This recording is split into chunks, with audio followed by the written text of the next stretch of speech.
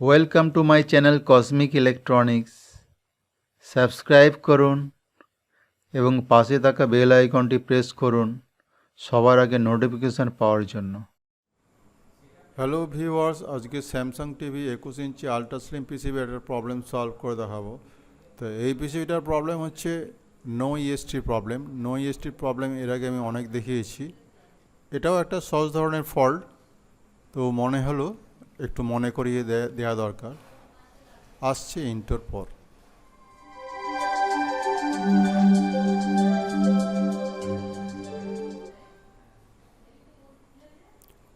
তো viewers, intro পর ফিরে এলাম।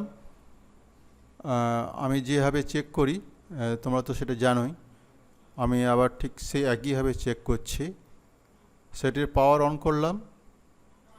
পাওয়ার অন করার পর ইএসটি সাপ্লাই ভোল্টেজ যেটা রয়েছে সেই ইএসটি সাপ্লাই ভোল্টেজটা মেজার করছি। তোমরা দেখতে পাচ্ছ 170 অ্যাবাভ ভোল্টেজ দেখাচ্ছে এখানে যেহেতু ইএসটি হচ্ছে না, অর্থাৎ লোড নিচ্ছে না, সেই জন্যে এই ভোল্টেজটা এতটা বেশি দেখাচ্ছে। সেটার পাওয়ার অফ করলাম। তবুও এটা কনফার্ম হওয়ার জন্য একটা 100 ওয়াট ল্যাম্প ইএসটি সাপ্লাই ভোল্টেজের সঙ্গে আমরা যোগ করতে পারি। একটা 100 ওয়াট ল্যাম্প ইএসটি সাপ্লাই ভোল্টেজের সঙ্গে যোগ করলাম, তাহলে হচ্ছে কি 100 ওয়াট একটা লোড হলো। এবং এরপর সেটির আবার পাওয়ার অন করলাম। পাওয়ার অন করার পর আবার আমি ইএসটি সাপ্লাই ভোল্টেজ মেজার করে দেখাবো। এবারে বেশি কি কম কি ঠিক আছে সেটা তোমরা দেখতে পাচ্ছ যে 121.6 ভোল্টেজ, তার মানে ভোল্টেজটা ঠিকই আছে। তো ভিউয়ার উপায় হলো কি, আউটপুট সাপ্লাই ভোল্টেজ তৈরি হচ্ছে কিনা সেটা চেক করা। ভিডিও আউটপুট সাপ্লাই ভোল্টেজ আমরা দেখতে পাচ্ছ যে 180 ভোল্টেজ তৈরি হয়, কিন্তু এখানে হচ্ছে না। তার মানে নো ইএসটি প্রবলেম, এটা বোঝা গেল। তা নো ইএসটি প্রবলেম আমি কীভাবে আর চেক করতে পারি? প্রথমেই হচ্ছে কি, যে এখানে যে ড্রাইভার ট্রান্সফরমার রয়েছে, দুটি কয়েল আছে, প্রাইমারি এবং সেকেন্ডারি। তো প্রাইমারি কয়েলে ভোল্টেজ কত? 16 পয়েন্ট সামথিং, এটা প্রাইমারি। আর প্রাইমারি কয়েলের আউটপুট ভোল্টেজ কিন্তু কিছু নেই, এখানে মিসিং। তার মানে প্রাইমারি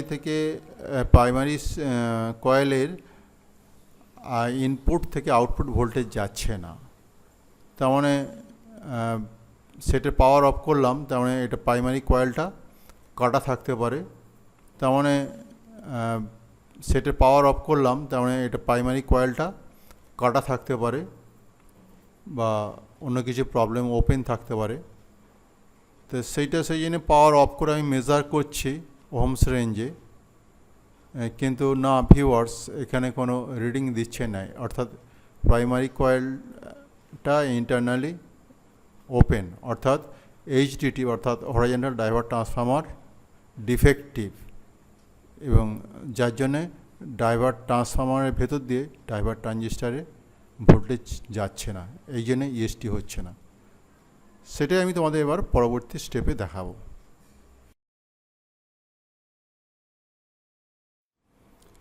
এখন এইচডিটি অর্থাৎ হরিজন্টাল ডাইভার ট্রান্সফর্মারটাকে ওপেন করে মেজার করে তোমাদেরকে আমি দেখাবো যে সত্যি এটা ইন্টারনালি ওপেন হয়ে গেছে কি অন্য কোনো প্রবলেম আছে। তা এর প্রাইমারি কয়েলে দুটো পিন থাকে এবং সেকেন্ডারি কয়েলে দুটো পিন থাকে। তা প্রাইমারি কয়েলের ইনপুট এবং ইনপুট দিয়ে 14-15 ভোল্টেজ ইনপুট হয় এবং আউটপুট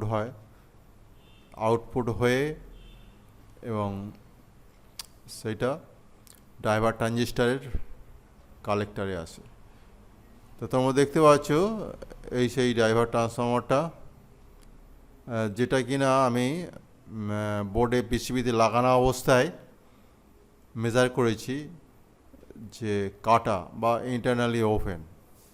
তা এইটা তোমাদের আমি এবারে মিটার দিয়ে মেজার করে দেখায়। যদিও এটা খুব কমন ফল্ট, তবুও বিগিনার্সদের পক্ষে এটা খুবই ভালো। দেখো প্রাইমারি কয়েলটাকে মেজার করছে কিন্তু কোনো রিডিং আসছে না। হ্যাঁ, সেকেন্ডারি কয়েলটাকে মেজার করে দেখায়, সেকেন্ডারি কয়েল কিন্তু রিডিং আছে, তার মানে প্রাইমারি কয়েলটা কাটা। তার মানে হচ্ছে এই হরিজন্টাল ডাইভার্ট ট্রান্সফর্মারটাকে ডিফেক্টিভ। এটা অনেক সময় এটা খুলে রিপেয়ার করা যায়, আমি সেই দিকে যাচ্ছি না, এবং আমি তোমাদেরকে নতুন একটা হরিজন্টাল ডাইভার্ট ট্রান্সফর্মার আমি মেজার করে এবং লাগিয়ে দেখাবো। তা এটা হচ্ছে নিউ হরিজন্টাল ডাইভার্ট ট্রান্সফর্মার বা এইচডিটি সংক্ষেপে। এর প্রাইমারি কয়েলটা আমি মেজার করছি, দেখো 14 ওহমস রেঞ্জে রেখেছি। 14 ওহমস বা 15 ওহমস এরকম আসছে, এরকমই থাকে এই সেটে। আর সেকেন্ডারিটা তো মেজার করে আমি দেখাচ্ছি না, আমি সরাসরি এটা বোর্ডের মধ্যে আমি এটা বা পিসিবিতে আমি বসিয়ে দিলাম। এরপর আমরা ফিরে যাব আবার ব্যাক ভিউতে, কেননা হরিজন্টাল ডাইভার্ট ট্রান্সফর্মারটাকে সোল্ডার করতে হবে। হ্যাঁ, যেটা বলছিলাম, এটাকে অনেক সময় রিপেয়ার করা যায়। এটাকে খুব সাবধানে খুললে, খোলার পর ওপরে নেয়, ওপরে হচ্ছে সেকেন্ডারি কয়েলটা থাকে এবং প্রাইমারিটার নিচের দিকে থাকে, অনেকটাই তার খুলতে হয়, গোড়া থেকে কেটে যায় বা মাঝখানেও কেটে যেতে পারে তারগুলো। কথা বলতে বলতে আমি কিন্তু ব্যাক ভিউতে গিয়ে আমি এটা সোল্ডার করে নিয়েছি।